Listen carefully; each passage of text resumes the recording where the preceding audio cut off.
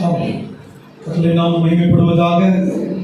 August 1ஆம் தேதி அதிகாலை ஜெபத்துக்கு வந்திருக்கக்கூடிய ஒவ்வொருவரையும் இயேசுவின் நாமத்தினால சந்தோஷமாய் நான் வாழ்த்தி வரவேற்கிறேன். கர்த்தருடைய நாமம் மகிமைப்படுவதாக. ஆண்டவர் கடந்த 7 மாதங்கள் நம்மை அற்புதமாய் நடத்தி இருக்கிறார். அல்லேலூயா. கரங்களை தட்டி ஆண்டவருக்கு நன்றி சொல்லுவோம். நன்றி.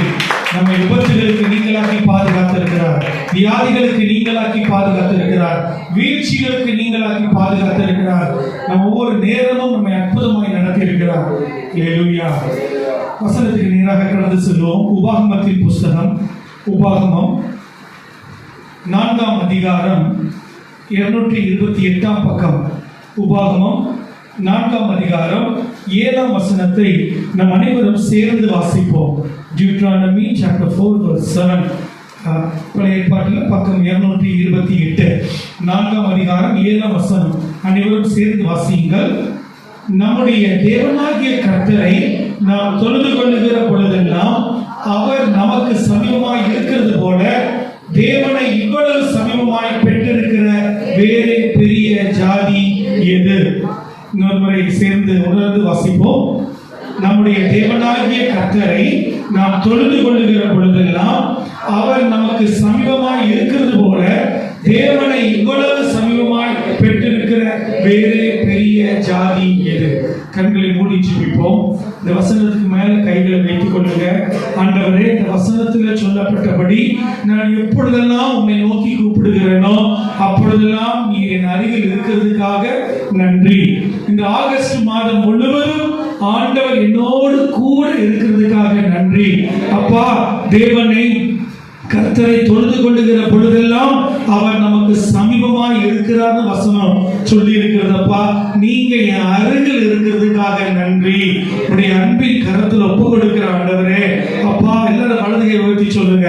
ஆண்டவர், இந்த ஆகஸ்ட் மாதம் முழுவதும் தேவனுடைய அரவணைப்பு, தேவனுடைய பாதுகாப்பு, தேவனுடைய ஆதரிப்பு, தேவனுடைய மகிமையின் பிரசன்னம், தேவனுடைய நட்பு, தேவனுடைய உறவு, தேவனுடைய அருகாமையில் இருக்கக்கூடிய மகிமை பிரசன்னம் என்னோடு கூட இருக்க போறதுக்காக நன்றி செலுத்துகிறேன். எங்களோடு இடைப்படுங்க. இயேசுவின் நாமத்தில் ஜெபிக்கிறோம் நல்ல பிதாவே, ஆமென். அருமையான தேவ பிள்ளைகளே, நாம் வாசித்த வேத பகுதி மோசே தன்னுடைய கடைசி நாட்களிலே இஸ்ரவேல் ஜனங்கள் எல்லாரையும் கூட்டிக் கொண்டு அவர் சொல்லுகிற வார்த்தை. இந்த வார்த்தை தேவ ஜனங்களாகிய நமக்கும் நம்முடைய வாழ்க்கைக்கும் பொருந்தும். என்ன சொல்லுகிறார்? நம்முடைய தேவனாகிய கர்த்தரை நாம் தொழுது கொள்ளுகிற பொழுதெல்லாம் அவர் நமக்கு சமீபமாய். நீங்க எப்பெல்லாம் ஆண்டவரை ஆராதிக்கிறீங்களோ அவர் உங்களுக்கு அருகில் வந்து விடுவார்.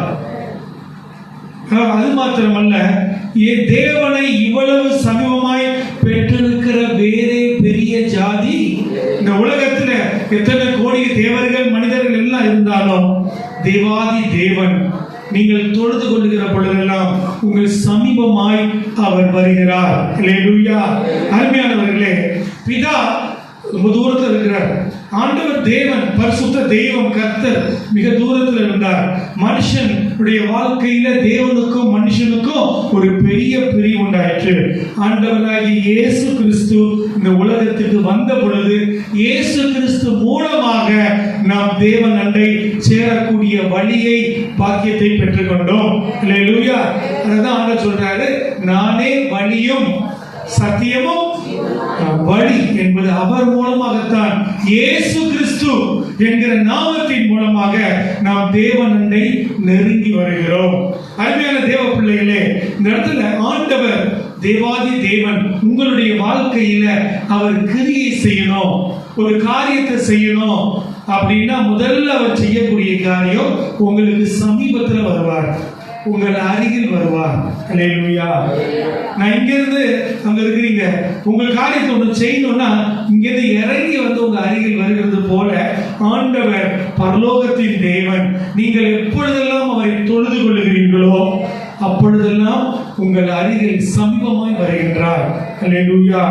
அருமையான தேவ பிள்ளைகளே, பாருங்கள், மோசே இஸ்ரவேல் ஜனங்களுக்கு இந்த வார்த்தையை சொல்லும் பொழுது அது இன்னொரு அர்த்தமாகவும் சொன்னார். ஆண்டவர் உங்கள் அருகில் வருகிறார். எதற்கு?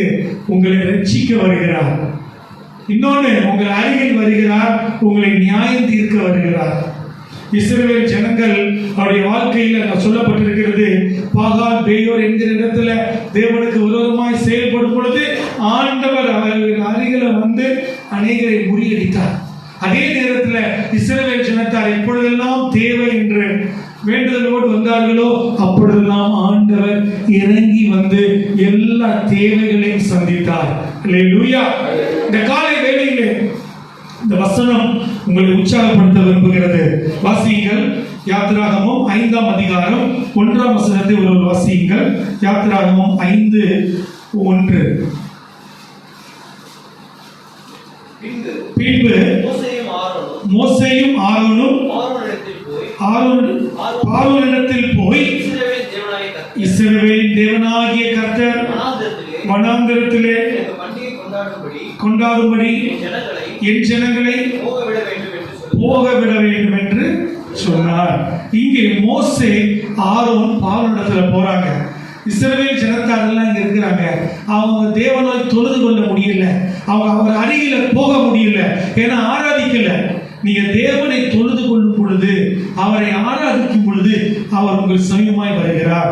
ஆகவே இந்த இஸ்ரவேல் ஜனங்கள் எல்லாம் தேவனை ஆராதிக்க அவர்களை அனுப்பிவிடு என்று அவர் சொல்லுகிறார். அருமையானவர்களே, ஆண்டவருடைய வார்த்தை என்ன சொல்லுகிறது? நீங்கள் வசனம் சொல்லுது, ஆபத்து காலத்தில் என்னை நோக்கி கூப்பிடு, நான் உனக்கு. உலகத்தில் எந்த இடத்துல இருந்தாலும் தேவனை நோக்கி நீங்கள் கூப்பிட்டால் அவர் உங்களுக்கு சமீபமாய் வருவார். அல்லேலூயா. பாருங்கள், வாசியுங்கள் சங்கீதம் 34ஆம் சங்கீதம் 18ஆம் வசனத்தை வாசியுங்கள். ஆண்டவர் யார் யாருக்கெல்லாம் அருகில் வருகிறார்? சங்கீதம் 34:18. நொறுங்குண்ட இருதயம் உள்ளவர்களுக்கு கர்த்தர் சமீபமாய் இருந்து நறுங்குண்ட ஆவி உள்ளவர்களை ரட்சிக்கிறார். அதாவது தங்கள் இருதயத்தில் தங்களை தாழ்த்தி, தங்களுடைய சூழ்நிலைகள், தங்களுடைய வாழ்க்கை ஜீவியத்தில் நொறுங்குண்டது அப்படின்னா தங்களை தாழ்த்தி அர்ப்பணித்து ஒப்பு கொடுத்து அவரை நோக்கி வருகிற எல்லாருக்குமே அவர் சமீபமாய் இருக்கிறார். உங்க பக்கத்துல பார்த்து சொல்லுங்க, தேவன் உங்களுக்கு சமீபமாய் இருக்கிறார். ஆண்டவர் உங்கள் அருகில் வருவார். எப்போ வருவாரு? நொறுங்குண்ட இருதயத்தோடு உங்களை தாழ்த்தி நீங்கள் அவரை அவரிடத்தில் அர்ப்பணித்து ஒப்பு கொடுத்து, நான் ஒன்றுமில்லை ஆண்டவரே, நீர்தான் ஆண்டவரே என்று அவரோடு நெருங்கி வரும் பொழுது அவர் உங்களுடைய நெருங்கி வருவார். அல்லேலூயா. வாசியுங்கள் சங்கீதம் 119ஆம் அதிகாரம், சங்கீதம் 151, 119ஆம் சங்கீதம் 151ஆம் வசனத்தை வாசியுங்கள். கர்த்தாவே, நீர் சமீபமாய் இருக்கிறீர், உமது கற்பனைகள் எல்லாம் உண்மை. ஆண்டவருடைய கற்பனைகள், வார்த்தைகளை கடைபிடிக்கிறவர்களுக்கு எல்லாருக்குமே தேவன் சமீபமாய் இருக்கின்றார். சொல்லுங்க, இந்த வேத வசனத்தை தூக்கி காமிக்க பார்க்கலாம். இந்த வேத வசனத்தின்படி தன்னுடைய வாழ்க்கையை அர்ப்பணிக்கிறவங்க, ஒப்பு கொடுக்கிறவங்க, கற்பனைகள், வார்த்தைகள் நடக்கும் பொழுது தேவன் உங்கள் சமீபத்தில் இருக்கிறார். கர்த்தர் சமீபமாய் இருக்கின்றார். மனுஷனுடைய வாழ்க்கையில என்ன பிரச்சனைனா, தனிமை என்பது ஒரு கொடுமை. தனிமை என்பது ஒரு கொடுமை.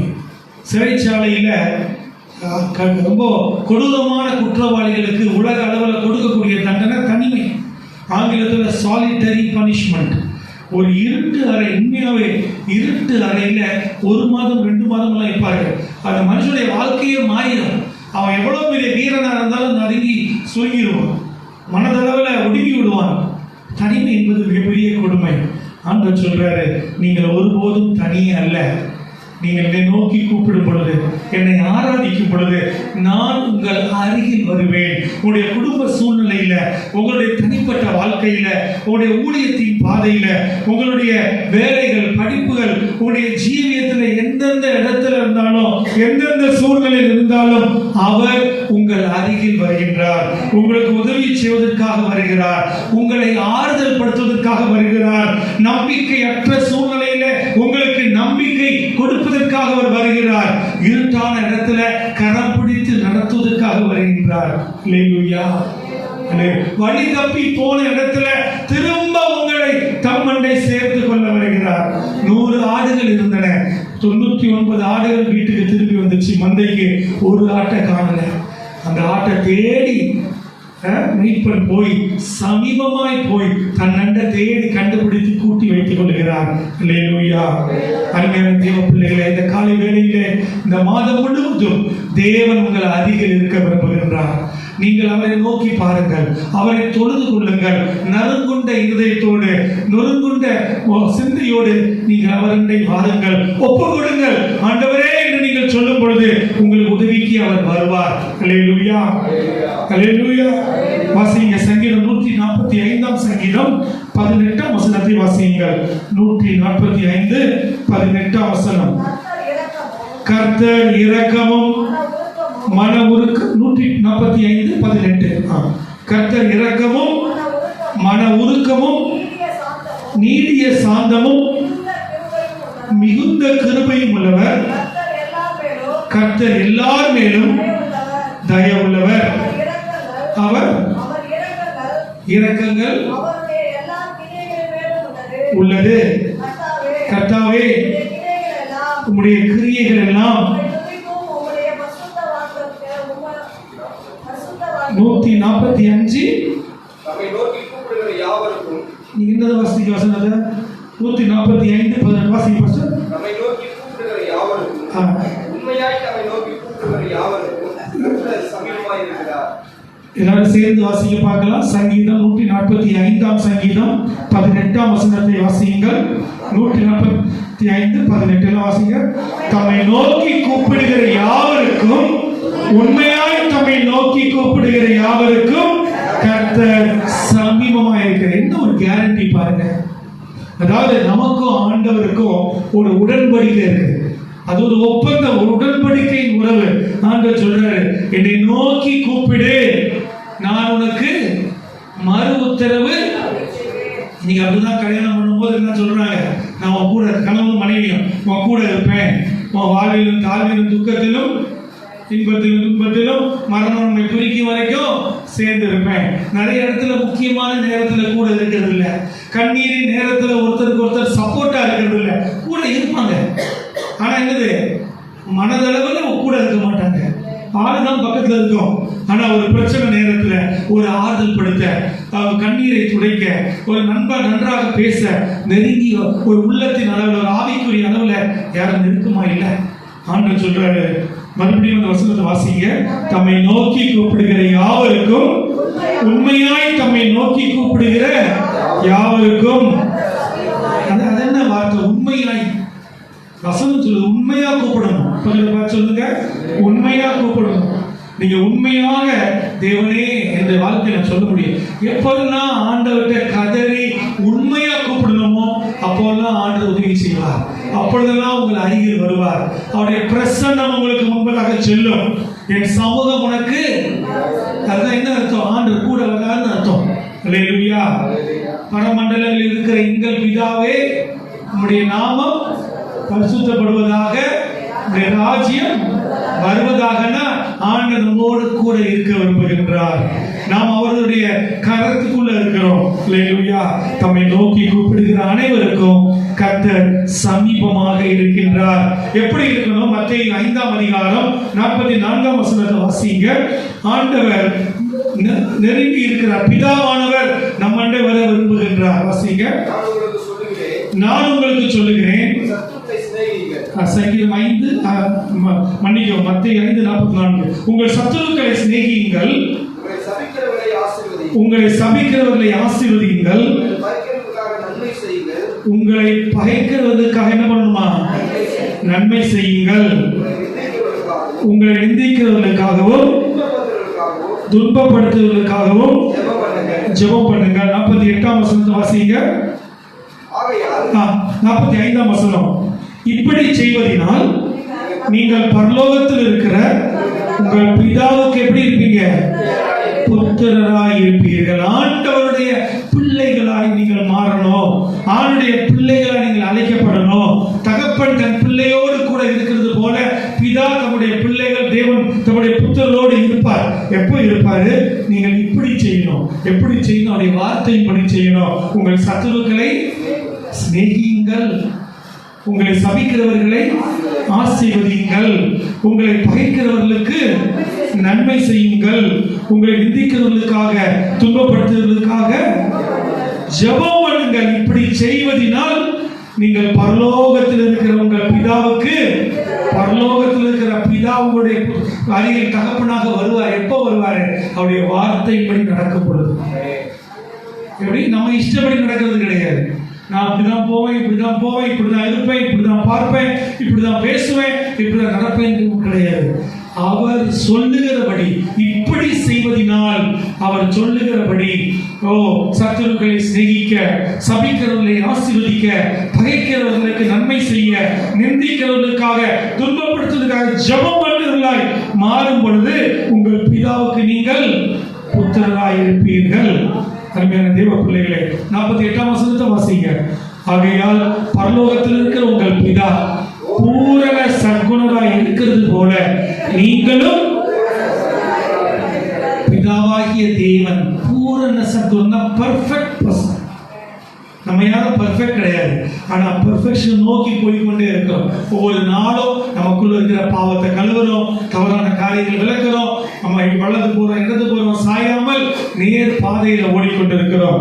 அருமையான தெய்வ பிள்ளைகளே, ஆண்டவர் இந்த காலை வேளையில் சொல்லுகிறார், அவருடைய செயல்கள் படி நீங்கள் நடக்கும் பொழுது அவர் உங்கள் அருகில் வருவார். கர்த்தர் நமக்கு சமீபமாய் இருக்கிறார். அவரை தொழுது கொள்ளுகிற பொழுதெல்லாம் தேவன் உங்களுக்கு சமீபமாய் இருக்கிறார். தேவனை இவ்வளவு சமீபமாய் பெற்ற வேறு பெரிய ஜாதி எது? உலகத்தில் அநேக ஜாதி கூட்டங்கள் இருக்கு, ஜனங்கள் இருக்கிறார்கள், பலரும் பல தெய்வங்களை வழிபடுகிறார்கள். ஆனால் தேவன், பிதாவாகிய தேவன் தம்முடைய குமாரனாகிய இயேசு கிறிஸ்து மூலமாய் மனுக்குலத்திற்கு சமீபமாய் வந்தார். வசனம் சொல்லுது, நான் உங்கள் நடுவில் இருப்பேன், நான் உங்கள் நடுவில் வாசம் பண்ணுவேன், நான் உங்கள் நடுவில் உலாவி வருவேன். இப்படி எந்த தெய்வமும் சொன்னது கிடையாது. எல்லாரும் தெய்வத்தை தேடி இவங்க ஓடுவாங்க. ஆனா நம்முடைய ஆண்டவர், அவர் உங்கள் அருகில் வருவார், அவர் உங்கள் வாழ்க்கைக்குள்ள வருவார், உங்கள் ஜீவியத்தை அவர் தம்முடைய மகிமையினால நிரப்புவார். வாசிங்க, யாக்கோபு 4ஆம் அதிகாரம் 8ஆம் வசனத்தை வாசியுங்கள். யாக்கோபு 4:8 வசனம். தேவனிடத்தில் சேருங்கள், அப்பொழுது அவர் உங்களிடத்தில் சேர்வார். தேவனிடத்தில் சேருங்கள், அப்புறம் பாவிகளே உங்கள் கைகளை சுத்திகரியுங்கள், இரு மனம் உள்ளவர்களே உங்கள் இருதயங்களை பரிசுத்தமாக்குங்கள்.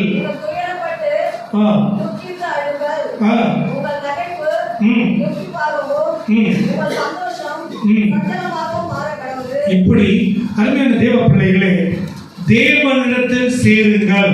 மனுஷனுடைய வாழ்க்கையில சஞ்சலங்களும் துக்கங்களும் போராட்டங்களும் நிரம்பி இருக்கக்கூடிய காலத்துல, பிரச்சனைகளும் நாளுக்கு நாள் பெருகிற நேரத்துல கர்த்தருடைய வார்த்தை, தேவனிடத்தில் சேருங்கள்.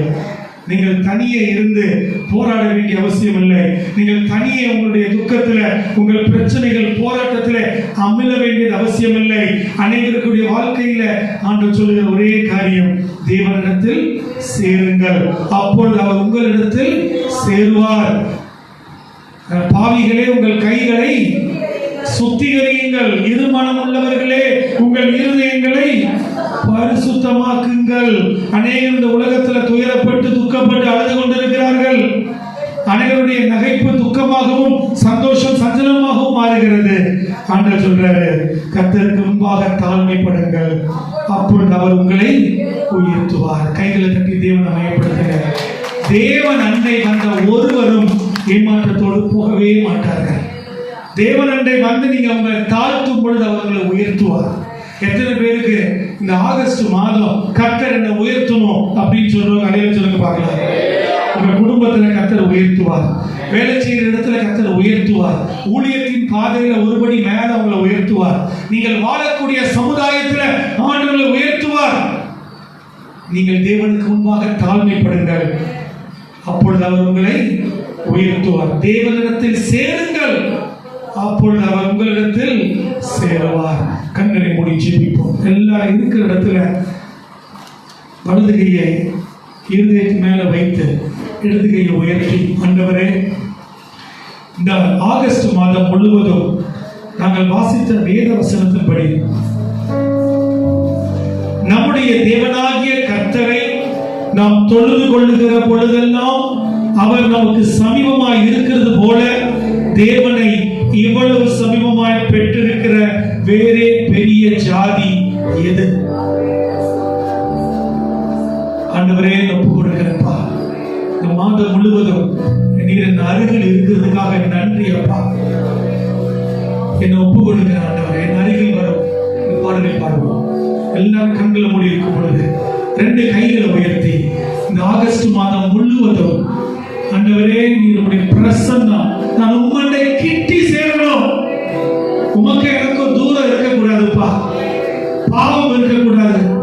நொறுங்குண்ட இதயத்தோடு என்னை தாழ்த்தி அர்ப்பணித்தும் இடத்தில் வருகிறேன். உண்மையாய் உம்மை தேடுகிற எல்லாரும் உண்மையாய் தம்மை தேடுவதற்கு சமயமாய் வருகிறார் சொல்லப்பட்டிருக்கிறது. என் நண்டை வாரும் அப்பா, உமக்கு ஸ்தோத்திரம், என்னை ஒப்பு கொடுக்கிறேன்னு சொல்லி எல்லாரும் இந்த காலையில் ஒப்பு கொடுப்போம்.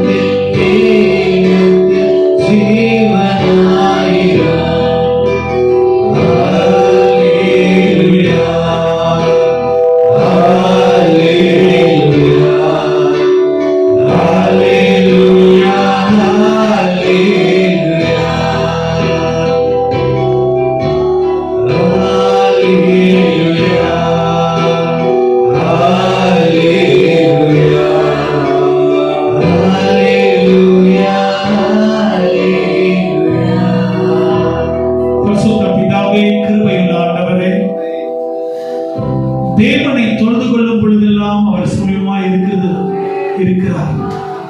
அவரை சமீபமாய் பெற்ற வேறே ஜனம் எது அப்பா? ஆண்டவரே, நம்முடைய தேவன், எங்களுடைய தேவனாகிய கர்த்தரை நாங்கள் தொழுது கொள்ளுகிற பொழுதெல்லாம் அவர் எங்களுக்கு சமீபமாய் இருக்கிறார்.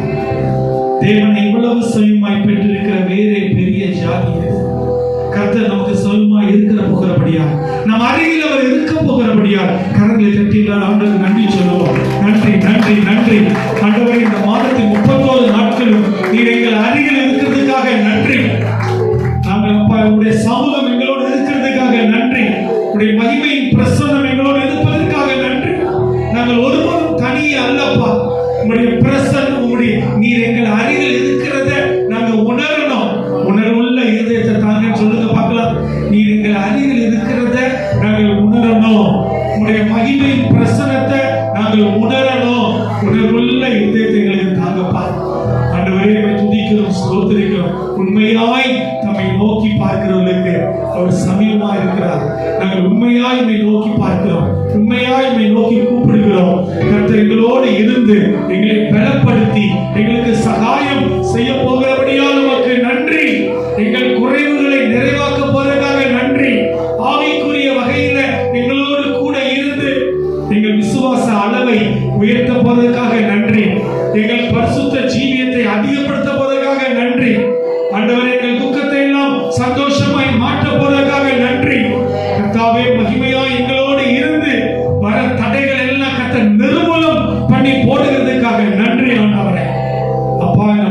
ஜெயத்தின் மாதமாக கர்த்தர் எங்களோடு கூட இருக்கும் பொழுது எல்லா காரியங்களும் வாய்க்கப்படுகிறதுக்காக நன்றி. உடைய அன்பின் கருத்தில் ஒப்பு கொடுக்கிறோம், காலத்தை அர்ப்பணிக்கிறோம். இயேசுவின் நாமத்தில் ஜெபிக்கிறோம் நல்ல பிதாவே, ஆமென். என்று சொல்லுவோம். என் ஆத்துமாவே என் முழுவதும் என் பரிசுத்த நாமத்தை ஸ்தோத்திரி. என் ஆத்துமாவே கர்த்தரை ஸ்தோத்திரி. கர்த்தர் செய்த சகல உபகாரங்களை மறவாதே. Hallelujah. God bless.